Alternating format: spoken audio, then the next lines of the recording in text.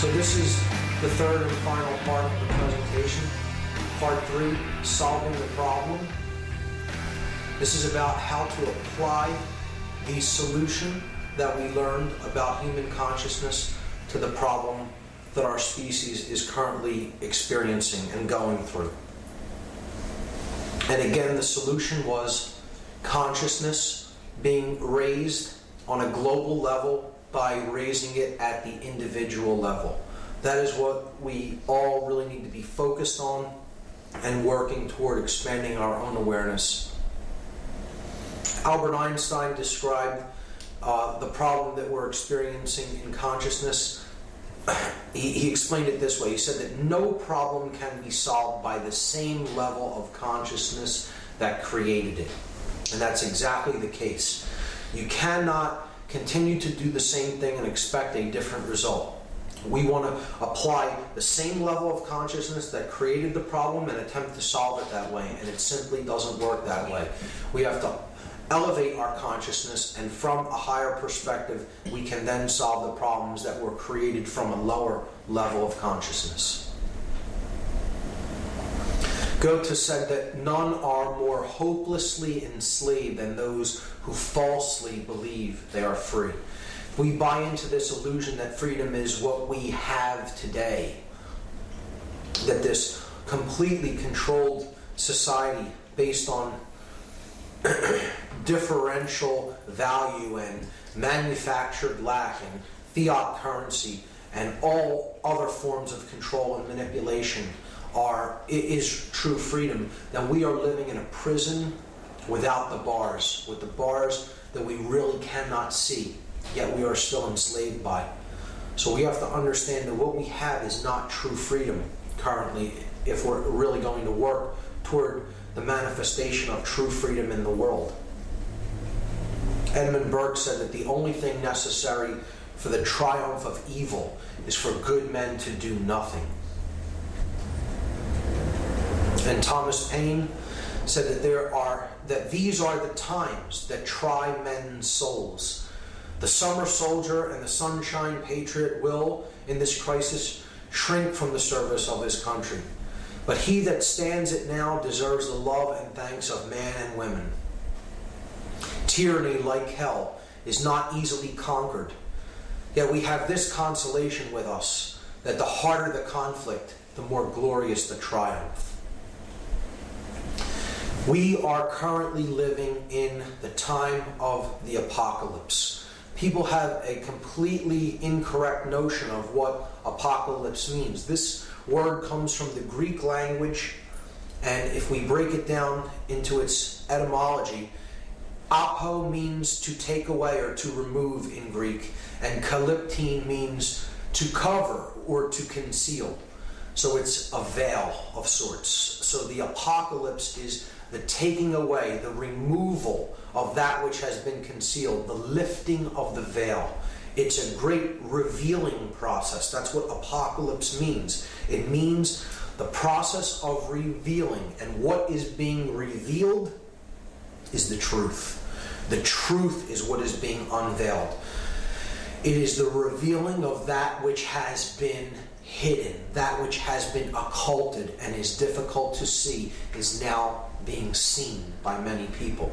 So this isn't about an Armageddon or a great catastrophe or cataclysm. This is about the revealing of the truth and then living in harmony with that which is. That is what the apocalypse actually is. It's a choice. It's a choice that we individually must make, and it's beautifully put in the allegory, The Matrix. We have a choice between the red pill and the blue pill. The red pill will wake one up from the illusion and get them to see what is, and they will find out how far this rabbit hole really goes. The blue pill will keep them in illusion, keep them in ego-bound consciousness, and they will stay asleep. So the choice is ours. It is a choice between love and fear, the force that awakens consciousness and the force that shuts consciousness down. This is the time that many ancient cultures called the falling away of the masks. The masks are falling. That which is hidden underneath is being revealed. the true nature of things is being revealed, and our souls are being revealed to each other for who and what we really are and the forces that we really serve. I have a concept that I call ABLE. It's a very oversimplified model of how this consciousness divide is actually at work in the world. And it's an anagram for the modalities of consciousness that we see at work. So if you look at the whole earth and you look at the divisions that exist in consciousness on the earth, we see that people really kind of break down into one of four categories. There are two very small groups, people who really are consciously aware of what is happening. One is what I call the enemy, and one is what I call the awake or the aware. So ABLE stands for the aware, the blind, the lost, and the enemy. The enemy are these sorcerers of consciousness that have the understanding of how consciousness works and use it for manipulation and use it for evil purposes. The lost are those who cannot see and really aren't capable of seeing. They are so identified with illusion and so trapped in ego that they've really kind of lost the ability to become aware through an act of their own will. And it would take an immense amount of reversal and innumerable forces to even begin to show a small bit of light to people in this shutdown mode of consciousness. So unfortunately, there are many who are in such a state of shutdown consciousness that they can essentially be considered lost. And there's very little chance of them awakening in a human lifetime. There's another group that are simply blind. They're simply not quite seeing what is going on, but there is an inborn desire and there is willpower still there in those individuals, and they have the potential to really see what is going on, provided that they simply remove some of the blinders and some of the last remnants of things that they are attached to really see what is actually going on.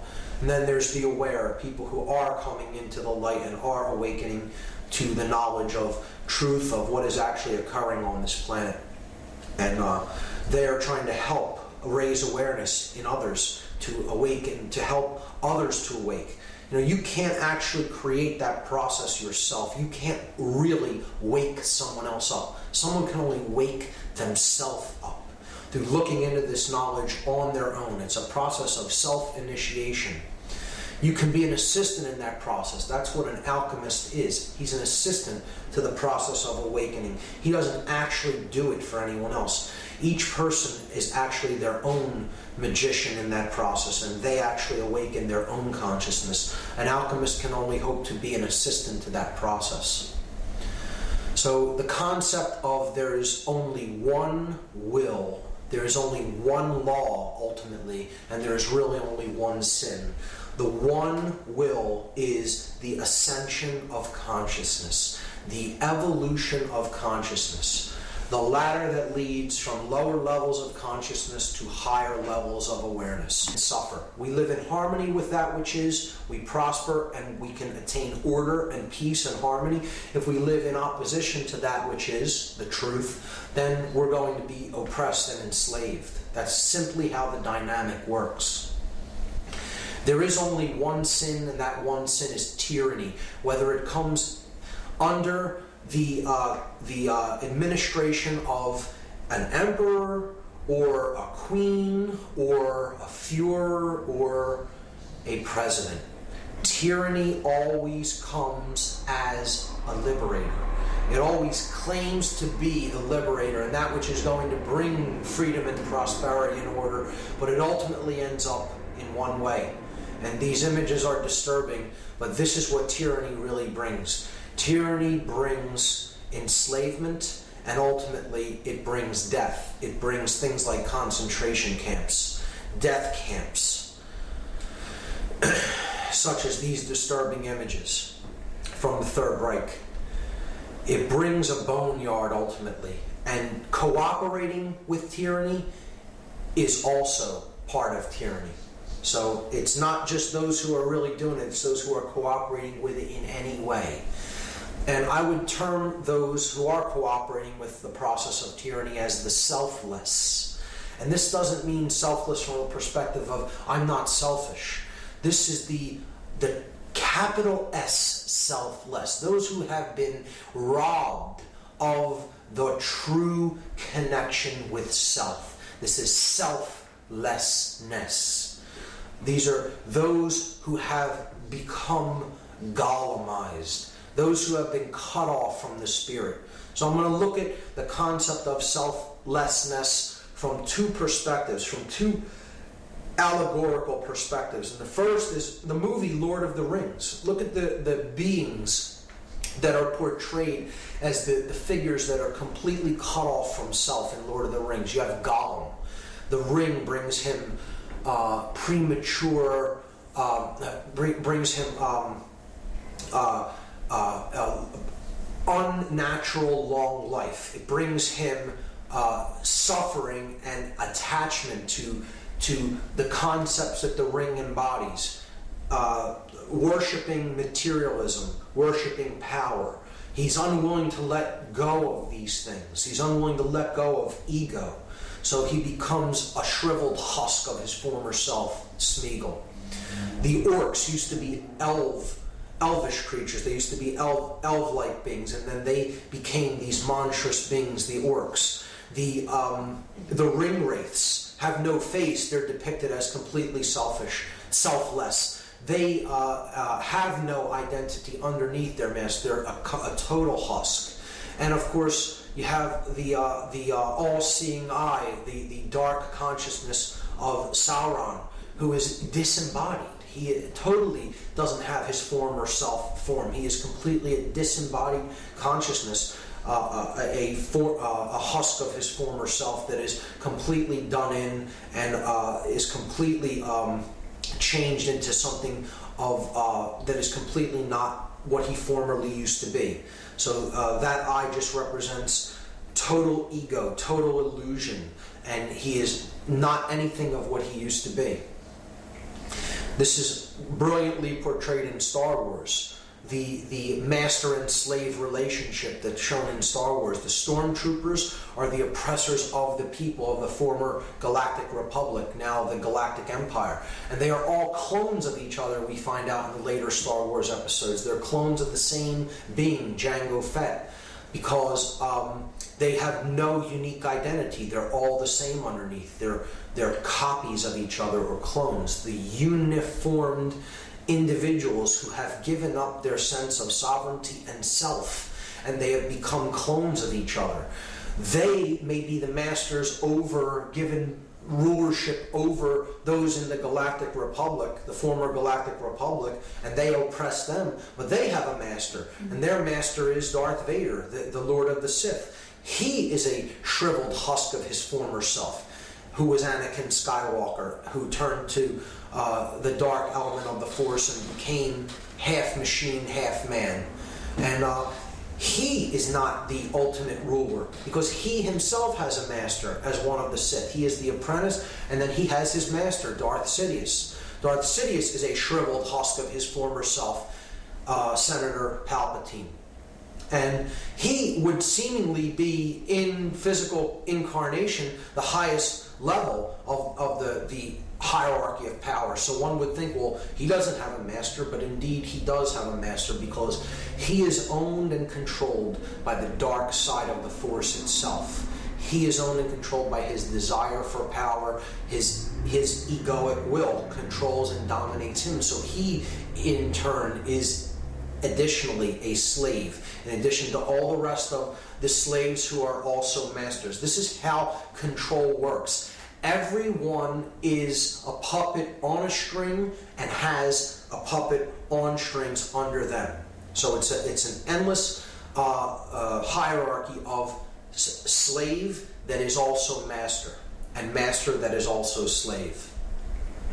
And we see this with the modern day stormtroopers, the modern day clones that have given up their identity and their sovereignty over to an entity that is really not a sovereign being. The state, the government, the military body, the organization. Just like the stormtroopers gave up their sovereignty and their identity to become individual clones and gave up their former selves, the selfless, those who are not connected with true self. All the barriers to self-realization they buy into, and they live their life in discordance with truth and discordance with what is real. They live their lives in illusion and ego identification. And they don't really see that they're really simply being used as pawns in a game, and they are the chess pieces on the chessboard, on the floor of the house, as it is said in Masonic parlance. And they are simply moved by their chess masters who do see things from a higher level of consciousness. They can see the whole game board floor, but the individuals that they manipulate, these individuals, do not see the entire game for what it is. They see only the square or two in front of them or to the side of them, as a pawn in a chess game would. The chess master can see the whole board, but they cannot. Again, the floor of the house, base consciousness, the checkered life of man, the wanderer between light and darkness, the pawn that can be positioned in the game. And ultimately they are the bricks in the pyramid of manipulation, those who are being used to, unknowingly used, without their direct knowledge, by those in knowledge in the light above them.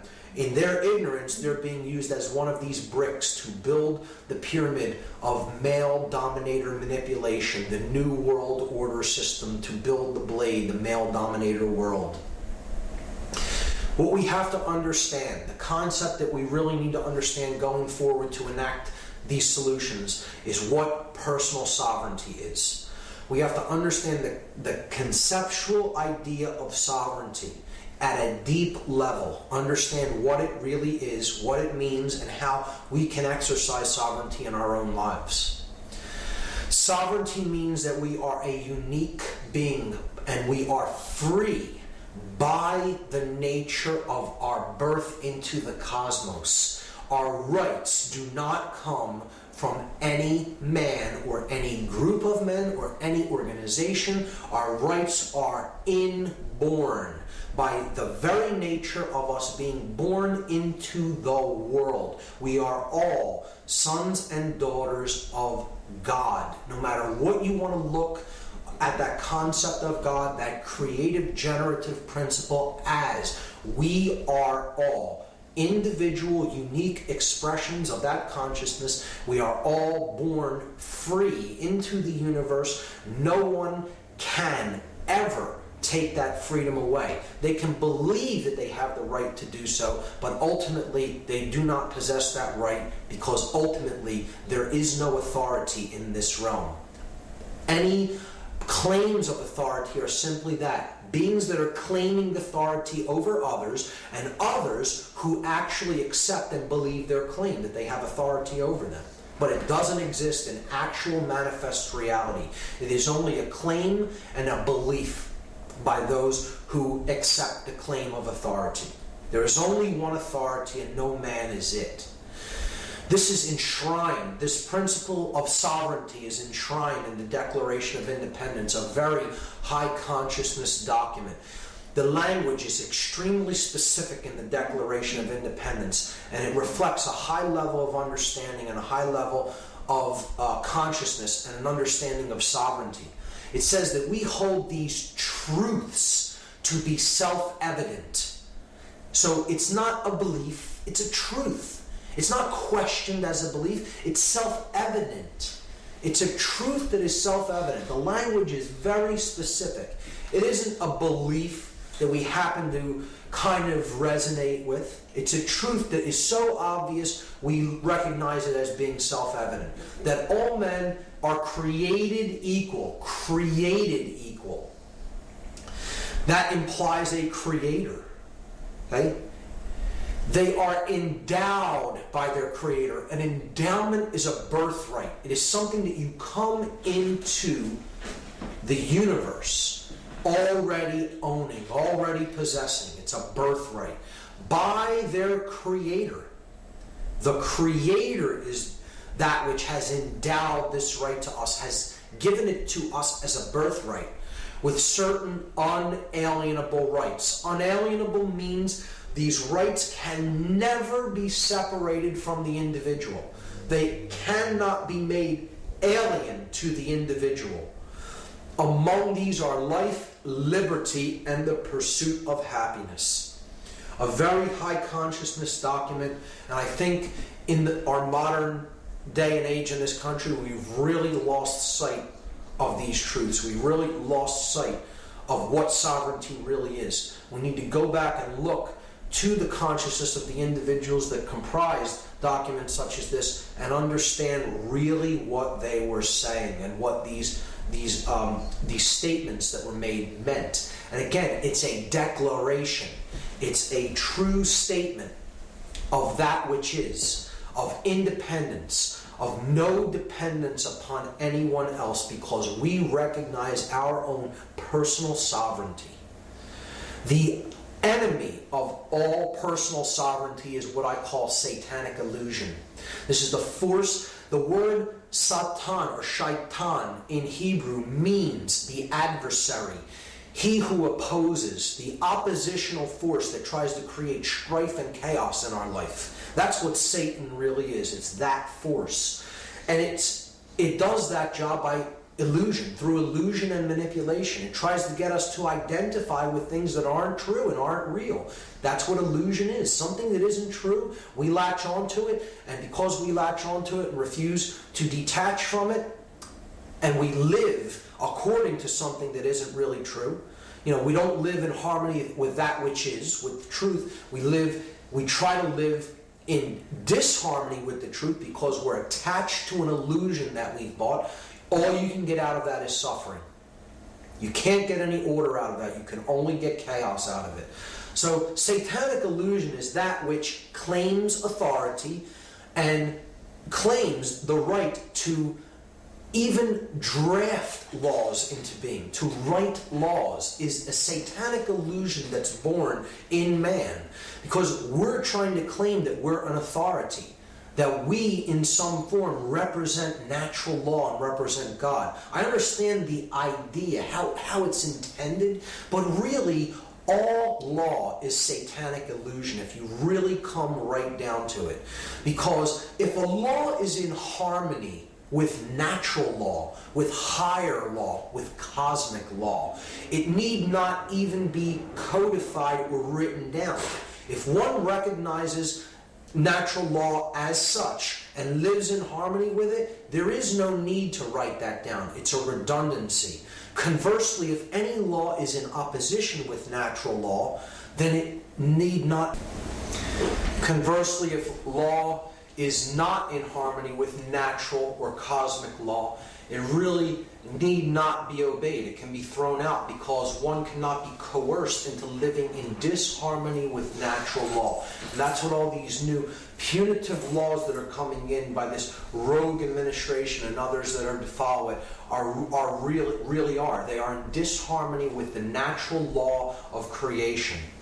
And in effect, they cannot really limit our rights or our freedoms. They can write down those laws all they want. No one is bound to obey or agree to be controlled by them, because they don't quite understand about things like the Bill of Rights. The Bill of Rights do not grant any rights to anyone, nor does the Constitution grant rights. These are documents that were written to place limitations upon the enumerated powers of government that are clearly articulated in the early sections of the Constitution. Article 1, Section 8 spells out and enumerates the powers of the government. And these are documents that are supposed to limit the power of these non-sovereign creations of the sovereign beings. But see, we have it the exact other way mentally in our minds. We think that the government is the all-seeing power, all-knowing power, and it grants rights to people. Many people actually think that and actually believe that these documents that were written grant us our rights. It is, nothing could be further from the truth. These documents are supposed to be written limitations on governmental powers and written enumerations of the specific powers that the sovereign beings of the world, of the country, are granting to a governmental body to be allowed to carry out. So the way I look at satanic illusion is that ultimately all law is satanic illusion. All government is satanic illusion because it is externally imposed. It is based in control, which is fear consciousness, and it is based in creating opposition. This is what the law of man, this is how the law of man differs from the law of attraction and the law of nature. The law of man is based in opposition. It is an oppositional force. It needs to create two sides or a conflict that it can play off against each other so a third party can come out on top. So it is the Hegelian dialectic. It is satanic illusion. Bill Clinton made this statement: if the personal freedoms guaranteed by the Constitution inhibit the government's ability to govern the people, we should look to limit those guarantees. He actually made that statement, that he thinks that the government has the right to curb people's God-given rights and freedoms. A non-sovereign entity, known as the government, has a right, in this gentleman's estimation, to curb the inborn birthright freedoms of sovereign beings born into the universe as free beings. He made that statement, and I believe that he believes that. I also know that he believes this statement, and I'll shock you with what I'll follow it up by. He says the purpose of government is to rein in the rights of the people. That's what Bill Clinton actually believes. The purpose of government is to rein in the rights of the people. So knowing what I now am espousing in this presentation and what I've stated throughout, you would think that I disagree with this statement. But the truth is, I don't disagree with this statement. This statement is exactly the truth. The purpose of government is to rein in the rights of the people. And I make that statement because I understand what the word government actually means. This is what the word government means. It comes from two Latin words. Gubernare is a verb which means to control, and mente means mind. It is a noun that means mind. Government means to control the mind. Gubernare, where we get the word gubernatorial elections, the election of a governor. Mente, mental, the word mental comes from that root word, the mind, to control the mind. The purpose of government is to control and limit the rights of the people by controlling their minds. Externally imposed government will always do this because it is based upon control. Control is based upon the emotional polarity of fear. You can only create chaos with fear. You can never create order. An externally imposed form of government can never, ever create order or harmony in our lives. It's impossible. It's actually completely impossible because their methodology is based in control, which is in turn based in fear, and fear can only, the dynamic energy of fear can only create chaos, as we've seen many times over, and that you can prove in your own experience. Control breeds chaos. It does not create order. Government is a modality of consciousness. Externally imposed government is a modality in consciousness that is based in fear.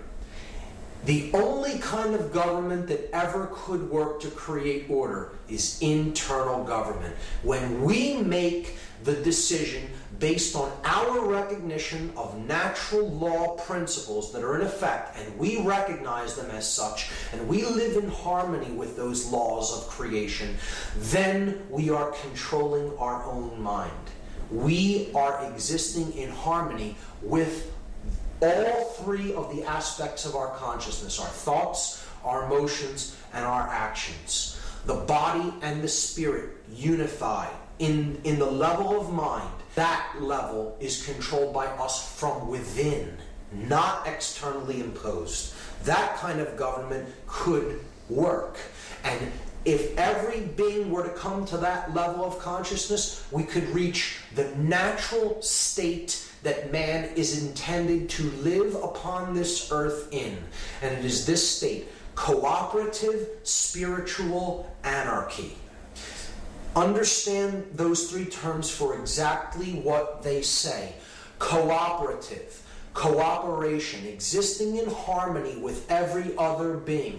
Spiritual, the recognition that mind and spirit, that the body and spirit come together in the realm of mind, so that spirit is capable of having an experience here in the physical realm. So we have to understand ourselves as spiritual beings having the human experience, rather than left-brained, imprisoned consciousness identified with physical matter and the five senses.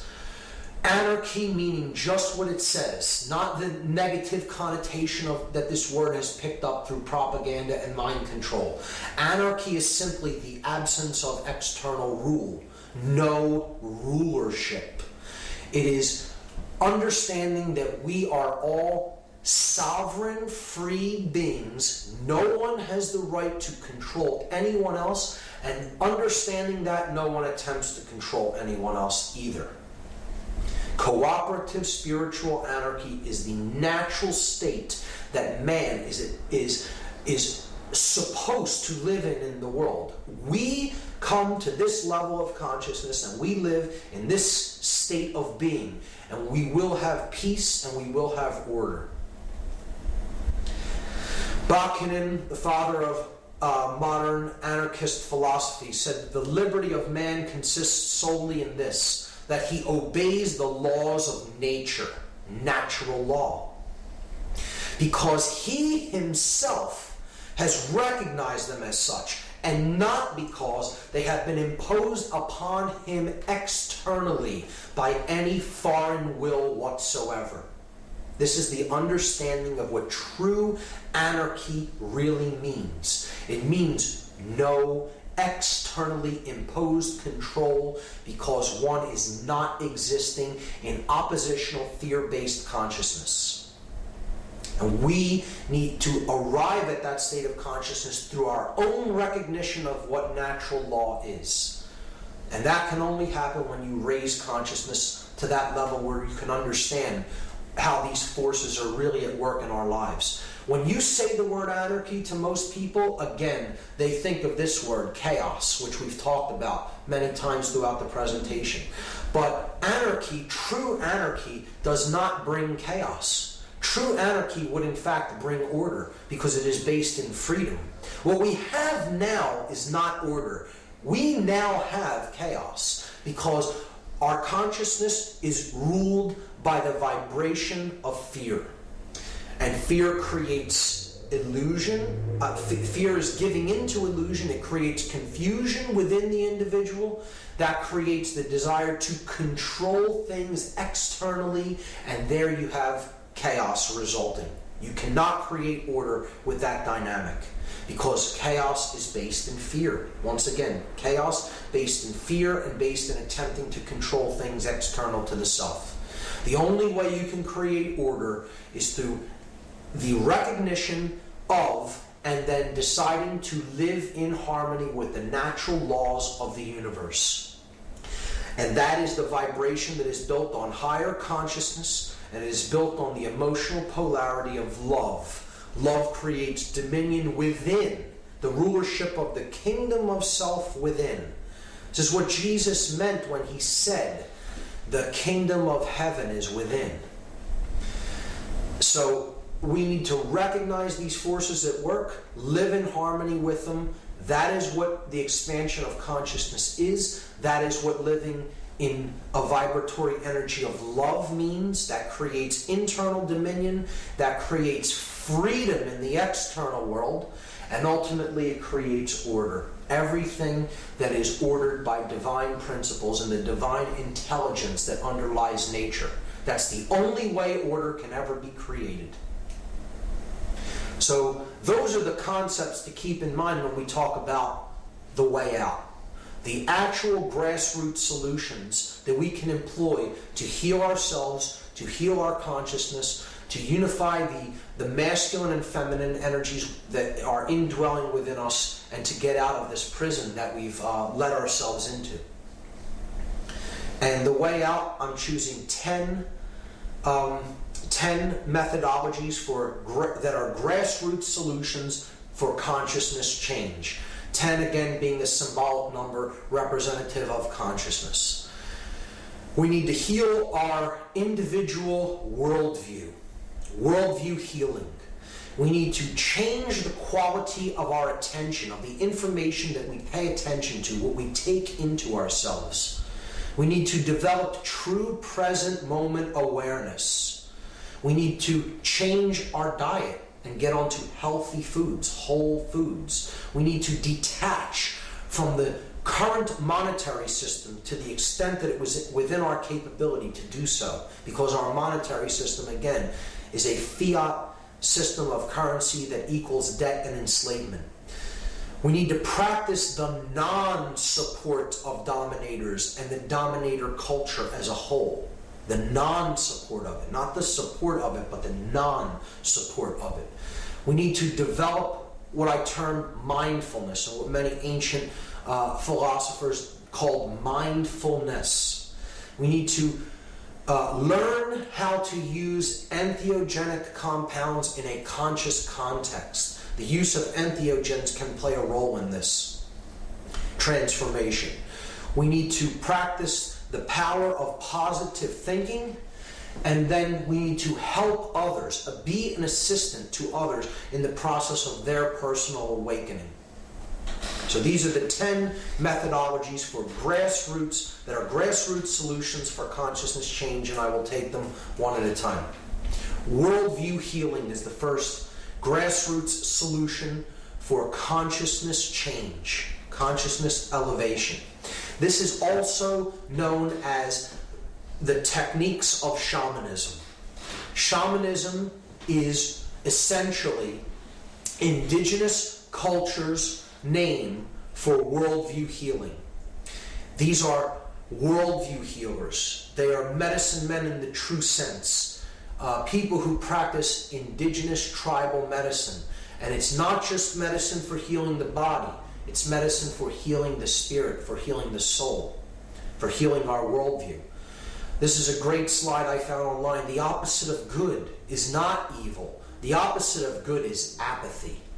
It's apathy combined with ignorance and combined with laziness that creates everything that ails us, everything that creates our suffering. Apathy, ignorance, laziness. These are the real evils of the world. These are what are born of a negative worldview, an unconscious worldview. So we need to heal that. We need to get over our apathy.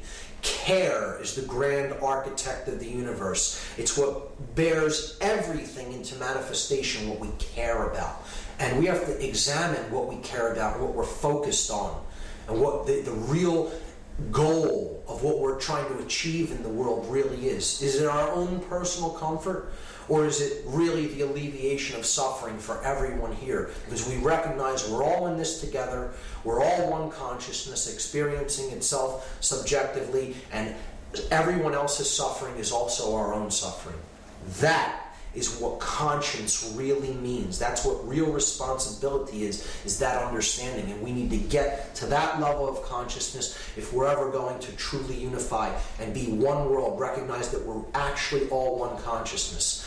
That will be accomplished through healing our worldview and understanding that human nature is in fact good, that we need to live in harmony with natural law, and that change is in fact possible. To think positively and know that it is possible for the caterpillar to become the butterfly. We can make a transformation and a metamorphosis if we use the power of our will and the power to ascend to higher levels of consciousness to accomplish that. The next method for consciousness change is we need to change the quality of our attention. This is directly in relationship to the information that we take in. Human beings are very definitively the product of the information that they have taken into themselves. So the quality of what we put in is going to determine the quality of what we get out, of what we experience, and how we experience the world. Thomas Jefferson said that if a nation expects to be ignorant and free in a state of civilization, it expects what never was and what never will be. Truer words were never spoken. There is no such thing as the simultaneous coexistence of ignorance and freedom. It is one or the other. An ignorant population is an enslaved population. And a well-informed population is a free population. So this is why reading is so important. Reading really is a key to understanding. We need to read information that was considered important enough that the people that came before us placed it down in writing. And this is how we become informed. We take in good information and we become inwardly formed. That's what information is. The process of becoming inwardly formed. And by becoming informed, we can be reformed. We can make ourselves anew with the new information that we have taken in to ourselves. See, this is what we generally have right now in the mass media and the popular culture. People hypnotized, paying attention to propaganda and mind control. And that's never going to get us up to a higher level of consciousness to solve the problems that we're experiencing. We have to change the quality of our attention. If we continue along this route, we're going to become hypnotized. In the sense of the word, if you break it down into its constituent elements, hip in Greek is a word that relates to the depression of the spirit. And gnosis is knowledge or information. So hypnosis is knowledge or information that creates the depression of the spirit or a state of unconsciousness. And it puts someone into a trance state of mind. That's essentially, I'm not talking about clinical hypnosis or hypnotherapy here. I'm talking about hypnosis from a fundamental point of view of being a trance state of consciousness. One that is controlled by someone else and another person is placed into this trance, often through their own will, through accepting that information, accepting the practitioner's invitation to go into the trance. We're going into a state of hypnosis willingly by paying attention to the information, the often horribly poisonous information that we accept from the mainstream media and from mainstream sources. But now, see, if we follow along in that ideology, we're going to go into a state not only of hypnosis but of fascination. The word fascination breaks down to a fascination or a fascist nation. The word fascist coming from fasci, it's encoded in fascination. We break words down, we see hidden meanings actually encoded into words that we speak, but we don't really look at the underlying significance of the word or how the word breaks down. You go into fascination, and that's the step toward becoming a fascist nation. We can go into a transformation, okay? A state of mind that resembles trance, mind control. We don't want that kind of transformation. We want a true transformation. We want to inform ourselves through the new alternative media that is truly a blessing and a gift that we have available to us, possibly, at this level for the first time at this wide of a scale. The internet is that new form of information, and the new media that is arising on the internet is profound, and it is really helping to awaken the consciousness of the planet. And we need to use it and protect it and use it to its full benefit in our lives so we can undergo a true transformation, to go beyond form. Transformation, go beyond form. The next grassroots solution for consciousness change is develop true present moment awareness. I talked about this a bit in part 1. This is getting over the notion of psychological time, of being crucified at the place of the skull, Golgotha, between the two thieves, the past, anxiety, regret over the past and the future, anxiety for what is to come. As we saw encoded in this image of the Gnostic crucifixion, Jesus, the light of the world, crucified at Golgotha, the place of the skull between the two thieves, the past and the future. And this doesn't mean focus on minutia. Present moment awareness isn't the focus on minutia all around us. It's not developing tunnel vision. Many people will think that that's what it means. It means really broadening our horizons and opening up our consciousness and our perspective to see the big picture, not to focus on minutia. It doesn't mean pay attention to every little single detail that is all around you and all the little minutia of everyday living. It means be in the moment, but see the bigger picture around you. Understand what is taking place within and understand what is taking place in your environment. See the big picture from a global perspective, from a perspective that encompasses all consciousness. We need to get over our psychological notion of time as a quantity and as based in physical matter, principles, and endlessly repeating cycles of time. And great new time gnosis techniques and ideologies have been formulated and have been derived from indigenous cultures, such as the Mayan calendar systems that are out there. And it's the focus on time as an expression of consciousness and a movement of consciousness through the ever-expanding present moment. And not focusing on it as an endlessly repeating cycle, or based in a physical process that is based on astronomical movements. It's the markage of time as the evolution of consciousness through time. That is what some of these systems of time gnosis that are really gaining a lot of popularity in certain circles are really about. And the Mayan calendar is one that I have been able to use to some great benefit in my life. Another method for consciousness change is one that I believe that currently we really do have the ability to take and put into full practice, because we have a lot of control over what we put into our bodies as far as diet goes. To change our diet is something that is within our control, and it is something that we can all work toward if we simply use our willpower to do so. Because we talked about all the poisons in the modern Western diet and all the unnecessary drugs that were people attempt in the medical profession and the pharmaceutical profession to get us dependent upon.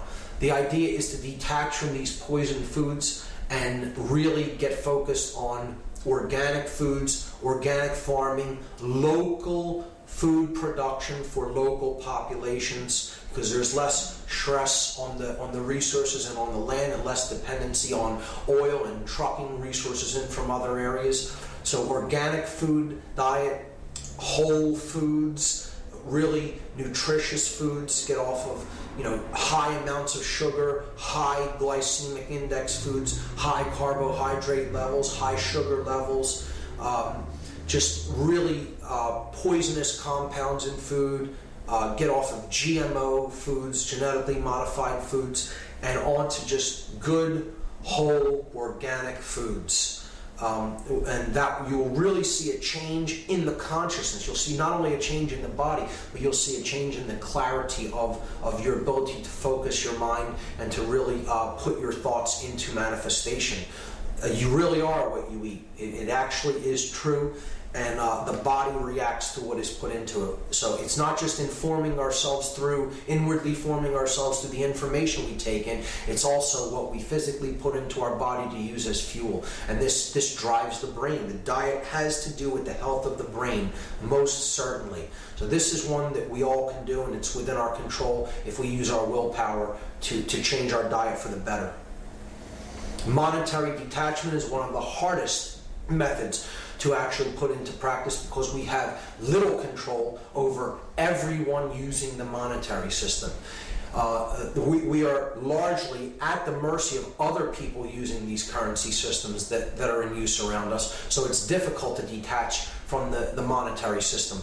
But to do it as much as possible, we should look at alternative forms of currency. Some people are trading in credits online, bartering online.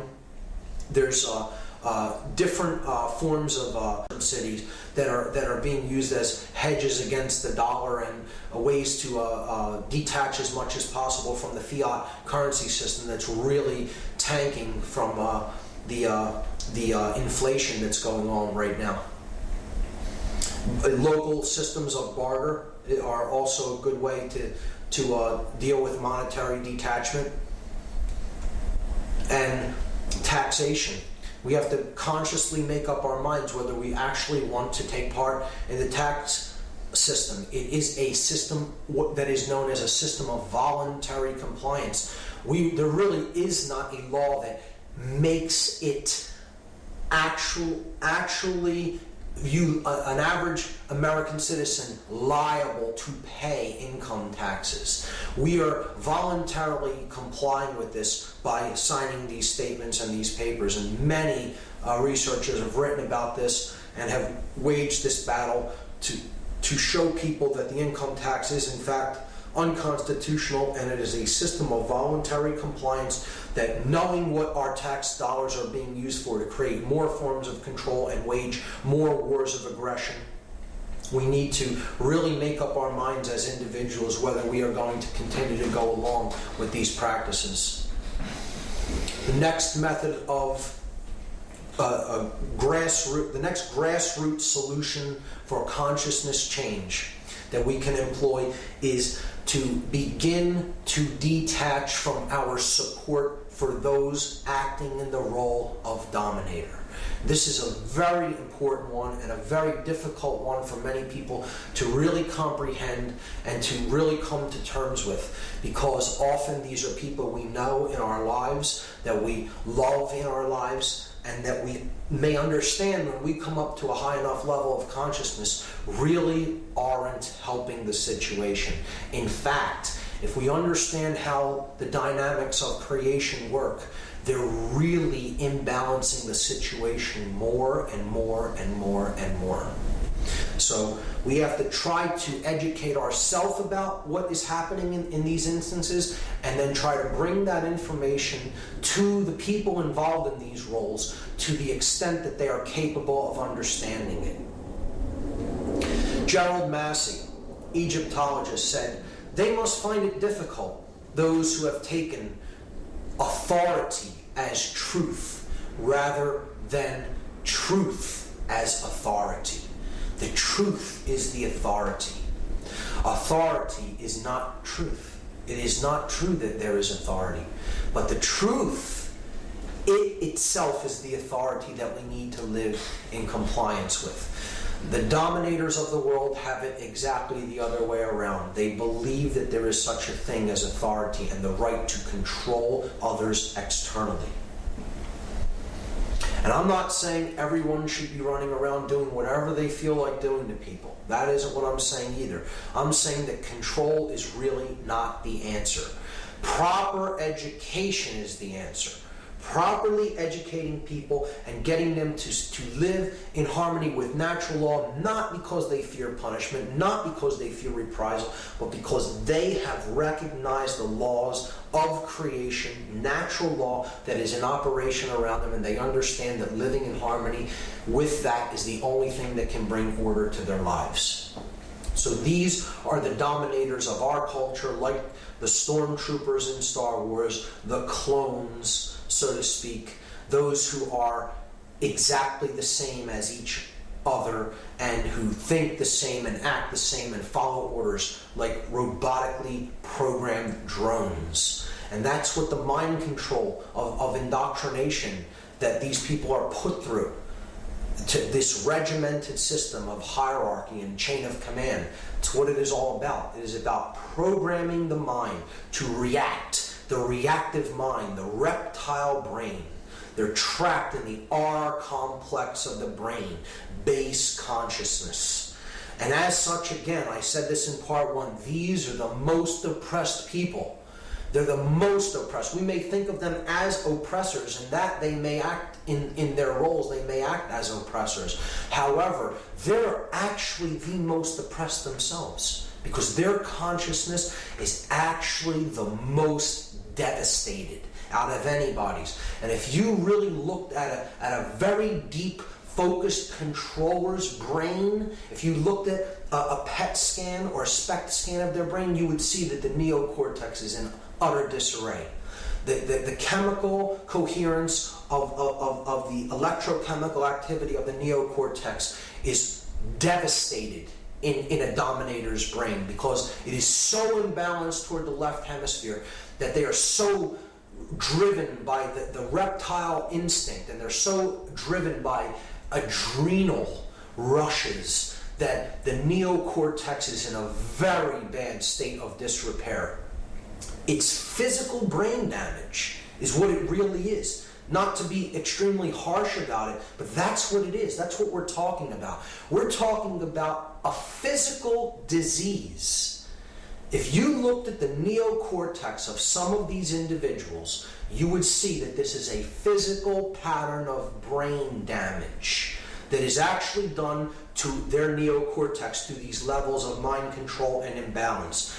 These are people who are in need of healing, not to be hated or to be derided and spat upon or anything like that, or looked down upon. We need to heal these people. They need healing more significantly than most other people. That is how damaged their consciousness has become. So this is like Anakin Skywalker, who had the best of intentions, growing up as a young Jedi, but he became bent on control. He went down the ideology that control is the answer, and in doing so, he gave over to fear, the dark side of the Force, the dark polarity, and he became Vader. He lost his true self. He became, he went into the consciousness of selflessness, lost the connection with the true self, and he becomes the Dark Lord of the Sith, Darth Vader. And this is what really happens in controller jobs. They start with the best of intentions, and it really descends into brutality and coercion and simply issuing orders and following orders, and it's all about control. That's what it descends into. It's just about, I'm acting as God, and I will say what is true, and I will say what goes and what you're going to do. So it's a form of slavery. And that's what all control, external control is. It's illusion to create opposition and slavery. When in fact, really, these people doing these jobs aren't the real enemy. They're oppressed by the enemy as much as we are, but they're just getting them to become oppressors like the sorcerers at the highest levels are. It's like a psychological rape, if you really want to look at it, or a condition where one is beaten when young or raped when young. Okay, when we encounter psychological traumas like this, we go into defense mechanisms and we decide one of two things. We either decide to identify with the master and become like them, or we go into shutdown mode and we identify with a being that likes to be treated severely. So it becomes either one becomes a sadist or oftentimes a masochist. But more often than not, the abuser, the one who is abused, decides to act in the strength role, what they perceive to be the strength role, and they then become the abuser to enact that brutality down the line onto the next generation. So that is the kind of psychological trauma that these people really undergo at a fundamental level. And again, they need healing. That's what they ultimately need. See, the idea is it's okay if we act like that. Many people will see it like that. It's not fascism if we do it. We can go out and bomb countries that didn't attack us and kill innumerable amounts of children. We can go and create torture facilities, but that isn't fascism because we've done it and we're the good guys. Well, it doesn't work that way. It still is fascism, and those who are enabling it are part of it, and those who enact these things are part of it. And they're as involved as the people that came up with these ideas and decided to enact them to begin with. They would have no ability to enact these things if they wouldn't have people willing to go along with it. And that's the same with any war scenario. Wars cannot be fought if there are no soldiers who are willing to go off and fight wars. And that is on both sides. That is on both sides of the conflict. That is how war will be put to an end. When people come to a level of consciousness where they understand that they're not going to be controlled and manipulated anymore, and they're not going to be manipulated into fighting wars for rich men that don't give a damn about them and are only there to profit from the endeavor. That's what our wars are ultimately fought about. And here's a person who is all too happy to explain that to you in the most overt terms. Henry Kissinger, a military strategist who actually comes up with the designs for positioning and strategies for engagements and helps to create strategies for positioning troops, makes a statement like this: military men are just dumb, stupid animals to be used as pawns in foreign policy. Here's one of the chess masters, folks, telling you himself that he doesn't give a damn about you. He doesn't care about you at all. At all. You're a dumb, stupid animal to him. This is one of the people deciding where you're going to go off to fight. You're a dumb, stupid animal to him, to be used as pawns in a game of chess. He's the chess master positioning you, the dumb, stupid animal, on the board, on the floor of the house, a wanderer between light and darkness, never knowing which is which. So people have to make up their minds. Do they want to wage war for people like this? Because that's really who's sending people off to war. They're never fighting. People like this never fight their own wars. They don't fight their own battles. They sit back behind the scenes, call the shots like the gods that they think they are, and they send the poor and the shut down in consciousness off to war to wage battles for them so that they can prosper and profit. It's all about who benefits. Who gains is the question that needs to be asked. So in fact, I understand people like this believe that they're doing something positive. They believe they're supporting people. They're not really acting in the best interest of the people that they think they are acting in the best interest of. You know that they may love the people that they're supporting, they think they're supporting in these instances. Yes, they love them, but the action that they're taking to support their family members who are going to go off to war isn't really helping them. They need to help them to raise their conscious awareness so that people will decide not to fight these senseless wars of human sacrifice, because that is ultimately what war is and always has been. It is a ritual of human sacrifice. And they're all too happy to wrap the soldiers up in all the occult emblems all over them before they go off and send them off on the altar of sacrifice. That's all war is, that's all war ever has been, and that's all war ever will be. It's a human sacrifice ritual. And the object is, don't support this. Explain to people that it's a scam to make the rich richer, and to do away with people that they look at as dumb, stupid animals to be used as pawns in foreign policy. We need to not support the dominator culture, the dominator ideology. We need to help people to understand that war is wrong in whatever context it is fought in. The researcher David Icke explained this so brilliantly, I had to put this whole quote in the presentation because it encapsulates perfectly what I think about people who make these decisions to go and fight these wars. David Icke said, accept responsibility for yourself and your actions, thoughts, and words. You alone make choices. You alone are answerable to the consequences of your behavior. The feeble excuse that the establishment expected it holds no truth or justification. What is the point of having principles if you allow others to dictate your behavior? At the end of the day, you will judge your performance and the contribution you have made to creation. It will not be based on what another expected of you or what you did because you felt trapped. And how often do we hear that? I had no choice. It's something I had to do. I didn't have anywhere else to go or anything else to do or any other way to live. You hear this as an excuse all the time for why people go off and fight the wars that they fight. This is a cop-out. This is doing something because you felt trapped and you feel that it's expected of you. And that justification holds no truth. We are answerable to our own actions. And what we do in any given circumstances, no matter what was threatened of us, no matter who said that they would do something harmful to us in return, we take that action of our own will and of our own accord, and we are answerable to the consequences of our own actions. That's what needs to be understood.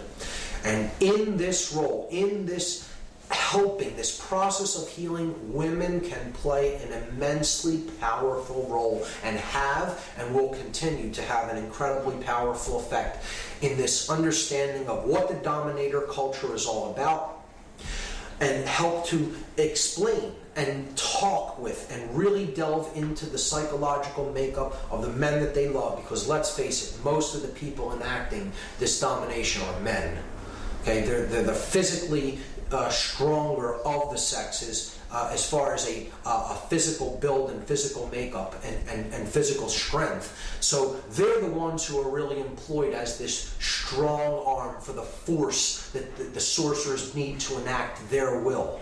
And women will play a role because every brother in this dominator culture, every son, every husband, every father, they have women around them in their lives, and these women can really get into their psychology, get into their psyche, get into their emotional makeup, and have discussions with them and talk with them about what they're being used for. If you understand what this is about, you understand how these men are being used and manipulated, you need to discuss it, not suppress it. It needs to be brought out in the open and discussed so that you can begin to help these individuals go through the process of worldview healing and understand how they're being used as a pawn. That's simply how it is, and that's the role that we need to actively take. The non-support of dominators, and one of the biggest roles to be played in this endeavor is the role that women will play in helping to heal that imbalance in consciousness. So the next grassroots solution for consciousness change is mindfulness. And this is interesting because it is kind of exactly the opposite of what the word is. We can understand mindfulness by quieting the mind and emptying it of thoughts for a time so that we can experience pure conscious awareness. And pure conscious awareness exists in the gap between thoughts. It's where the creative, generative principle of our thoughts derives from. It derives from the space between the thoughts, the gap, so to speak. So meditation is one of the practices that can bring mindfulness. It's a technique, a set of techniques that quiets the mind. There's many different ways to meditate. There is not just one meditation. There are sitting meditations. There are walking meditations. There are meditations that involve deep breathing. There are meditations that involve stretching. There are meditations that can be used in conjunction with music. There are innumerable forms of how to meditate. The right method of meditation is that which works right for you, that which you resonate with and that which you feel comfortable with. Meditation is simply about turning down the volume of the active mind so that one can, for a time, bathe in the quality of pure consciousness, divorced from the chatter of the mind. We need to turn our volume down so we hear the true voice that is speaking to us at all times, and it is only speaking one message, and that message is relinquish control. That is the message that is being spoken to us, and we only hear it if we turn our mental chatter down. Because this voice never speaks above a whisper. It's a gentle voice that does not impose will or control. It is saying attachment to control, the illusion of control, is what is bringing your suffering upon you. Relinquish control. Understand that which is. Live in harmony with that which is, with the truth. And then you will know order and peace and prosperity. But to do that, we need to get over the idea that we're in control of anything or anyone. You're only in control of what you think, how you feel, and how you act in the world. That's it. So relinquish control and do this through this process of developing mindfulness. Watch our actions. Be an observer of the self, of how we behave in the world, and turn down the volume of the mental noise of the mind. And this can be done through various techniques of meditation. The use of entheogens in a conscious context is one of the next methodologies for consciousness change. And that is critically important, the last part of that, in a conscious context. This means understanding what an entheogen is, what it does, how to administer it or take it yourself, and to use it for the correct reason, in the correct set and setting, the correct psychological set, the correct physical setting, and for the right purpose. Because these are not toys. These are not games to play. These are consciousnesses to commune with. This is what true communion is. Not a dead sacrament, but an active sacrament. So the word entheogen, if some are not familiar with it, is a psychoactive compound that alters consciousness and helps us to experience a higher level, often a very strange level of awareness that is quite divorced from our ordinary state of consciousness. It is in a state of alternative consciousness, an altered state. The word entheogen means to create the divine within. It comes from the Greek words en, which means within, theos, which means the divine or God, and genere, which means to create. That's Latin, actually. So to create the divine within is what we can begin to do, begin to recognize the divine within us and to help cultivate it by communing with an entheogenic compound. Entheogens have also been called psychedelics. Psyche in Latin, in Greek, means the mind. Delun in Greek is a verb which means to make clear. So we can see things clearly in the mind when we commune with a psychedelic. They are capable of making the mind clear if they are used in a conscious context. Some of the most popular entheogenic compounds: THC, tetrahydrocannabinol, or cannabis; psilocybin, or psilocybe mexicana, magic mushrooms; ayahuasca, or Banisteriopsis caapi. This is the DMT being the active ingredient, a combination that is added to the ayahuasca blend from the chacruna plant, sometimes even pure dimethyltryptamine, DMT. These are powerful psychoactive compounds, some more powerful than others, that can really help us to go deep within our consciousness and explore the realm of the psyche, within the rich tapestry, the rich realm that exists within each of us. And these substances are demonized, and these substances are made illegal. Imagine that, naturally occurring compounds found in nature that are off limits to adult human consumption because you don't own your own consciousness. That's what laws like this, draconian laws like this, are saying to us. You as an adult do not have the choice as to whether you feel it proper to modify your consciousness as you see fit. We own your consciousness, and we are saying that this experience is off limits. You are not permitted to modify your own consciousness, which you think you own, in a way that you see fit as a mature, responsible adult. I will tell you whether or not you are permitted to modify your consciousness because I own your consciousness. Imagine that. That's our laws that we have in effect in this country and in most others. And we think we're free. We believe that we are free beings when an experience has been made illegal. An experience in the mind is illegal. Imagine the hubris of the individuals who actually believe that they have a right to even attempt to say that they're allowed to control consciousness in such a way. Hubris. It's utter hubris. That's all I can say about it. That's all I can say about it without getting extremely angry. The word sacrament, it comes from the word sacrum, which means holy or sacred, and mente, which means the mind. So again, the sacrament is that which can help to make the mind holy or sacred or whole. So it entheogenesis or induce an altered state. They're giving you a small piece of bread or something similar. It's an inert sacrament. It's a deadened sacrament. It's not really a sacrament. It's a substitute for the real thing.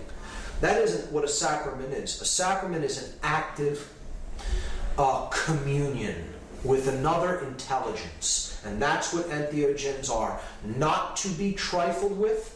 You try to trifle with these compounds and you'll find out exactly how much they do not really appreciate being trifled with. They are consciousnesses. They are consciousness that are there as teachers that we can commune with if we know how to use them in a respectful and conscious context. Terence McKenna, one of my greatest mentors, who sadly is no longer with us, he said, if the words life, liberty, and the pursuit of happiness don't include the right to experiment with your own consciousness, then the Declaration of Independence isn't worth the hemp it was written on. We own our own consciousness. It is ours to modify as we see fit. No one can make that decision for us. And I will go so far as to say no one is bound to obey a law that forbids an experience within one's own consciousness. Period. And when we commune with these compounds, if we do choose to do so, They can open up vistas of creativity because they're really putting us in touch with the intuitive right brain. And then art can flourish from a communion with these sacraments. And music can flourish and flow from a communion with these entheogens. So it's one of the ways that we can use them to get really into deeper touch with the creative aspect of ourselves. The next grassroots solution for consciousness change is the power of positive thinking. It's one I often struggle with, as do many people who do research in this field. We have to keep a sense of humor. It's often difficult to do so. Knowing the weight and the gravity of the situation and how deeply along we are in this, but it's extremely important to be able to look at it lightheartedly. It is also extremely important to see the glass as half full. Try to recognize that we are making small steps and small progresses in the right direction. Try to see the glass as half full as opposed to being half empty, and focus on the positive rather than the negative. Difficult. I struggle with this one myself. Understand that change is possible. Keep that focus in mind. Keep the eye on the prize, so to speak. Change is possible. And we need to not look at the asleep as the enemy. We need to look at the asleep as ones to be helped and healed. They're in a state of worldview illness, worldview poisoning. So we wouldn't go into a hospital and start spewing hatred out against a cancer patient. They're ill. They have a disease. They have an illness. They're sick. Just like people who are really shut down in consciousness, they really have an illness. They are at disease. They have worldview poisoning. And what they need is healing, not hatred or resentment. And again, it's one many of us struggle with, who are at a higher level of awareness, and we want to beat somebody up because they don't understand what we currently understand. It's our role to help them to come up in understanding, and oftentimes you'll encounter people that are completely resistant to it, and they're attached to their state of consciousness and attached to their egoic, self-centered worldview, and they want to stay in that state of disconnection. And it can be difficult, and we need to, work with them to the extent that we can, and if they are determined to stay in that modality of consciousness, perhaps it is better to allow them to do so and experience the negative outcome that will inevitably result from refusal to change and to ascend in consciousness. They will find out eventually, we all will in one form or another, what our level of consciousness is really going to create for us. No one really escapes the lesson. They can only delay it. So we need to help them to the extent that is within our capability, and then outside of the capability that you can affect, you need to know where the limitation lies and let certain individuals be where they are. That's a hard lesson to learn, extremely hard.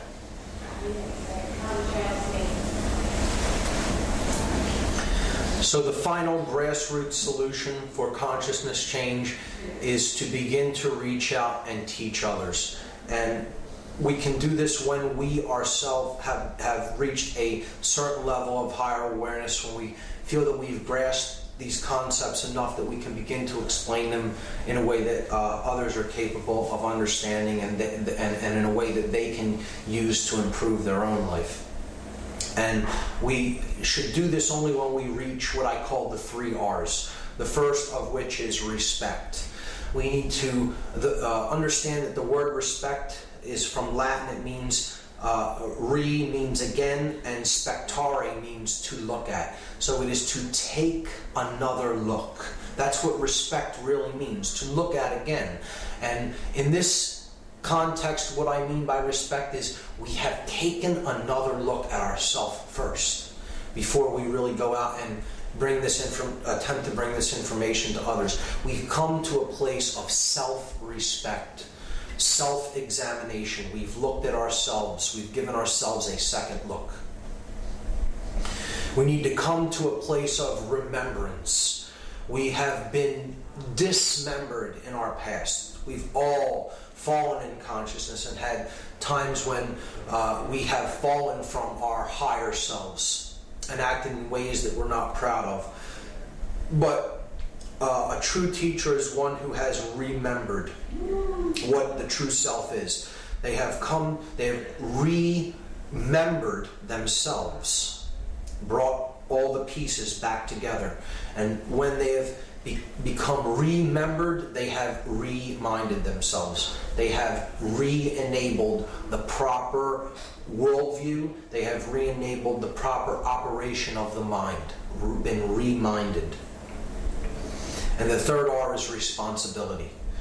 To come to a true understanding of what responsibility is. And this does not mean the left brain, Western, monetary worldview of what responsibility is, having this much money or having this kind of a job and taking on all kinds of extracurricular activities, and that means we're a responsible person.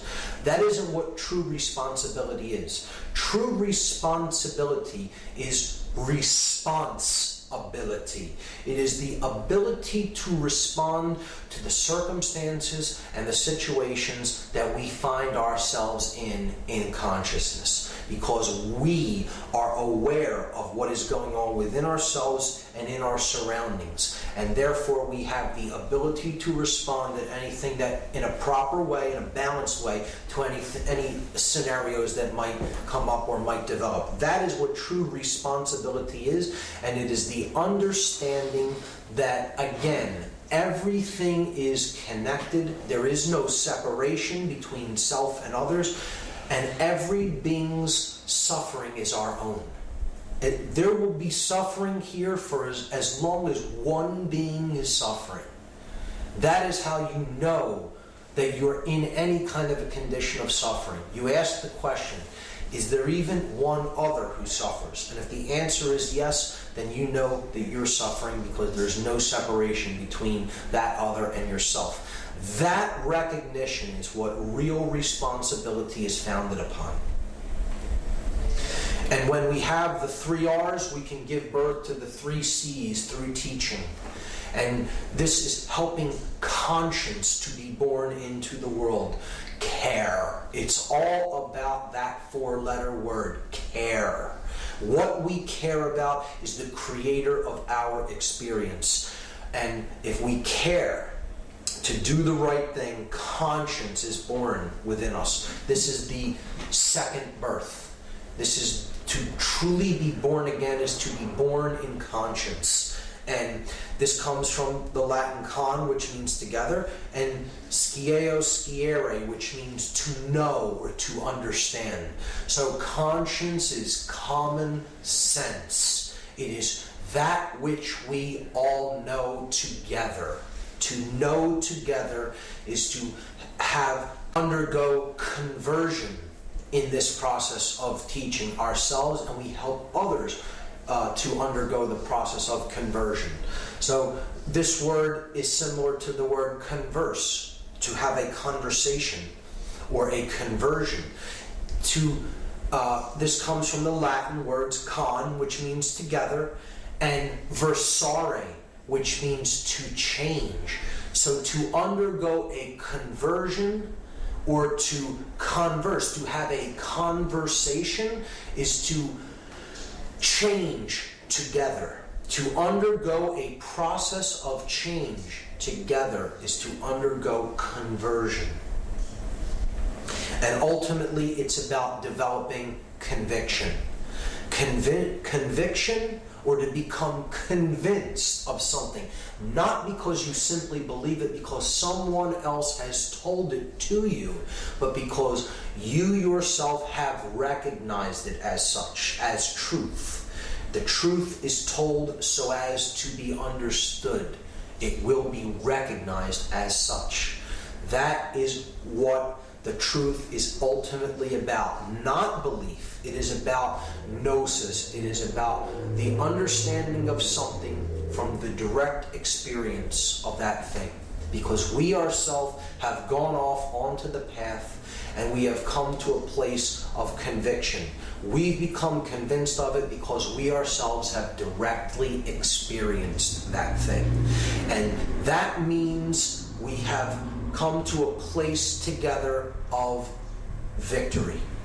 Conviction comes from the Latin con, which means together, once again, and vincere, which means to win or to be victorious. So conviction, or to become convinced, is ultimately, it ultimately means that we have won together. We are victorious together. And that is what atonement is really about. It is to come back to oneness, to go home, so to speak. You go back to the place where we really came from. The place where there is no noise of thought, where there is no conflict, where there is no chaos, where there is order and harmony and peace. And that is a place that exists within. That is the kingdom of heaven, or the experience of divine consciousness, and it exists within us. And we can reach that place if we turn our volume of mind down and we reach the state of atonement. And that word comes from Latin as well. A means to depart from. Tonare means to make noise or to create noise. And mente means the mind, as we've seen. So atonement really means, if you break the word down, to depart from the making of noise with the mind, to depart from mental noise. It's how we unify the left and right brain hemispheres in this process of the chemical wedding that we've talked about, bringing the masculine and feminine energies together to a place of balance to create atonement, to put ourselves at one mind, understanding that we are all at one and there is only one consciousness here. That's what the ultimate goal of all of this is about, to experience true oneness. And that is what it is all about. Those are the grassroots solutions to help to elevate consciousness within ourselves and others. And that's what can get us out of this divide and this real mess that we've backed ourselves into, the corner that we've backed ourselves into. So those are the methods for change. If we put them into practice, a new world can be born into existence. And with that in mind, I'm going to go into the outro, which I call the New World Order. So it doesn't have to be the Dominator's New World Order, the Sorcerer's New World Order, the one that is depicted on the reverse seal of the dollar bill on the dollar bill, as it is used there. It doesn't have to be the pyramid of manipulation, of stone being erected in the image of the blade, controlled by a male dominator sorcerer who believes he is God and has the light and wants to dominate and control everything on the surface of the earth. It can be the positive New World Order, where we take that pyramid of manipulation down brick by brick, one changed consciousness at a time, to create the true great work, the bringing down of this light to earth and instilling it in the heart and minds of each individual here. That's what the true great work is. Henry David Thoreau said that things don't change, people do. The change comes from within. We decide to make the change internally, not because it is imposed upon us externally, but because we ourselves have recognized the necessity for consciousness change in our own awareness. And it's all a house of cards, this pyramid of manipulation, just as we saw in The Wizard of Oz, where a lowly small dog rolls back the curtain on the great grand Wizard of Oz and exposes him for a man, a simple man, a small, powerless, relatively powerless man that he is, that is just pressing buttons and pulling levers to create a giant illusion of control and power. But it's really all a house of cards. And once we recognize the house of cards for what it is, we stop holding it up and it will collapse under its own weight, because we're ultimately, again, our own enslavers. We are the sheep in the pen with the gate open, free to go out at any time, yet we stay in the pen because we're so used to being in there that we don't know what true independence and freedom looks like much anymore. So we'd rather stay where it's comfortable, in the hassle-free zone. But ultimately, the decision to go out of that pen and into the true world of freedom that awaits us is ours to make. It's a choice between love and fear. It's a choice between the red pill and the blue pill, as in the allegorical movie The Matrix. And we need to choose that based on our level of awareness and what we feel is right for us. Do we wish to awaken to that which is? Do we wish to live in harmony with the truth and live in harmony with the laws of nature, because we ourselves have recognized them as such? That's the choice that lies before us. And when we make that choice, we will see that change happen in the world. We will see that state of non-dualism come forward and flourish and flower in the world. We will see the bonds that hold this world in bondage, the chains, the links of the chain that hold this world in bondage, crumble and fall away. And there will be one world. There will be not one world government. There will be one world with no externally imposed government. There will be one world born into the new consciousness of freedom and the new consciousness of higher awareness and love energy, the polarity of love. That's what we can give birth to if we use our power of will, if we use our intelligence, our emotions, and our actions in a proper context to bring this new world into manifestation. And that is the true great work, and that is the true new world order that it is possible for us to create here. What we're seeing happen is an epigenetic evolution. Epi from Latin means to go beyond, and genetic, to go beyond our genetic programming. This is not a physical evolution. This is an evolution in the mind. It's an evolution in consciousness that is happening on this planet and on the individuals of this planet right now. We are undergoing consciousness evolution. Epigenetic consciousness, epigenetic change. It's taking us beyond the limitations of our genetic programming and into the great cosmic consciousness that lies ahead for us. The great evolutionary process of unfoldment of consciousness to higher and higher levels of awareness. That's where the human future lies.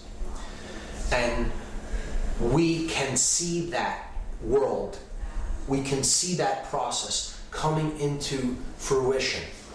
And if we go along with these changes and we don't reject these changes that are coming upon us, we can really, our lives can begin to flow effortlessly. And we can bring order and peace and harmony into manifestation in the real physical world. And this process is the process of awakening, the process of having an epiphany. This word comes also from Latin. Epi means to go beyond, and Phanes is a Greek god that was a solar god, the guardian of the gate of stars, the zodiacal band of stars. So just like we saw in the astrotheology section, he's a sun god. He's a god of gnosis and knowledge and information. And he stands as the guardian of the stargate. So to have an epiphany is to go beyond the god Phanes. It's to go through the stargate of cosmic consciousness to the true, undifferentiated void of consciousness that lies on the other side of that great divide that we experience as separation, and to come to a unified state of consciousness, a modality of consciousness known as non-duality, the understanding that we are one consciousness, experiencing itself in the physical world subjectively. And that is the vehicle for us to have experiences. The physical reality is not who we are. We are pure consciousness. We are infinite consciousness, experiencing itself here to come to know itself better. That's what the true epiphany is about. To go beyond the limitations of five sense worldly reality, to to break down this negative, harmful, poisoned worldview that many of us are experiencing right now, and to really go into a state of whole-brained consciousness that is born of conscience that comes from the heart, the polar energy of love, and to go through Thales, to go beyond Thales and go through the stargate of higher consciousness and cosmic illumination. That is what this process is ultimately all about. Martin Luther King said that cowardice asks the question, is it safe? Expediency asks the question, is it politic? Vanity asks the question, is it popular? But conscience asks the question, is it right? And there comes a time when one must take a position that is neither safe, nor politic, nor popular, but one must take it because it is right. Powerful words from an enlightened man. Nelson Mandela made the statement that our deepest fear is not that we are inadequate. Not that we are inadequate. Our deepest fear is that we are powerful beyond measure. It is our light, not our darkness, that most frightens us. We ask ourselves, who am I to be brilliant, gorgeous, talented, fabulous? Actually, who are you not to be? You are a child of God. Your playing small does not serve the world. There is nothing enlightened about shrinking so that other people won't feel insecure around you. We are all meant to shine, as children do. We were born to make manifest the glory of God that is within us. It's not just in some of us, it's in everyone. And as we let our own light shine, we unconsciously give other people permission to do the same. As we are liberated from our own fear, our presence automatically liberates others. And finally, the last quote, Mahatma Gandhi, the great teacher, said, simply, be the change that you want to see in the world, because the external reality that we perceive around us is actually a reflection of what is going on within. As above, so below. You change what's in here, and what's out here will follow. That's what it is all ultimately about. So I'd like to wrap up the entire presentation with 3 simple wishes, blessings if you will. One from the Eastern world, one from the Western world, and one from the place in the middle, the heart. So this is a Buddhist blessing. It's a prayer often prayed by Buddhists, known as the metta prayer. This is the blessing from the East. May all beings everywhere be at peace. May the hearts of all beings everywhere remain open. May all beings everywhere awaken to the light of their true nature. May all beings everywhere be healed. May all beings everywhere be a source of healing for all others. May all beings everywhere be happy, and may all beings everywhere be free. From the West, I'm going to read a message from the Hopi elders. This is from the Hopi tribe of Arizona, Native American. You have been telling the people that this is the 11th hour. Now you must go back and tell them that this is the hour, and there are things to be considered. Where are you living? What are you doing? What are your relationships? Are you in right relation? Where is your water? Know your garden. It is time to speak your truth. Create your community. Be good to each other, and do not look outside yourself for the leader. This could be a great time. There is a river flowing now very fast. It is so great and swift that there are those who will be afraid. They will try to hold on to the shore. They will feel they are being torn apart, and they will suffer greatly.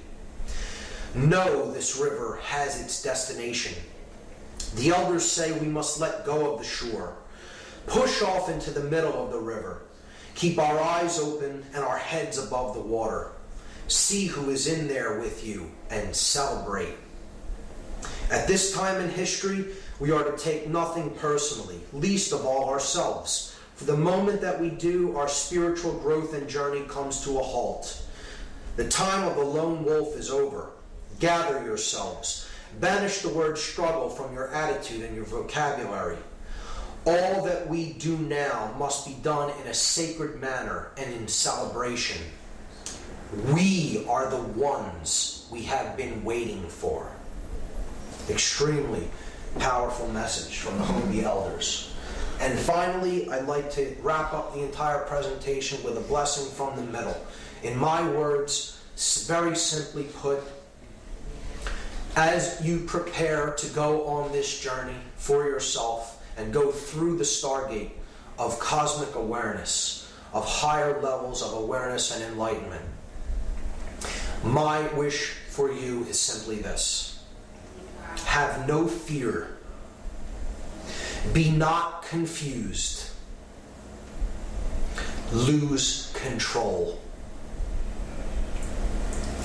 See through the lies and deception. Find dominion within yourself. Fall in love. Know the truth. And the truth will set us all free. Go for it. And thank you.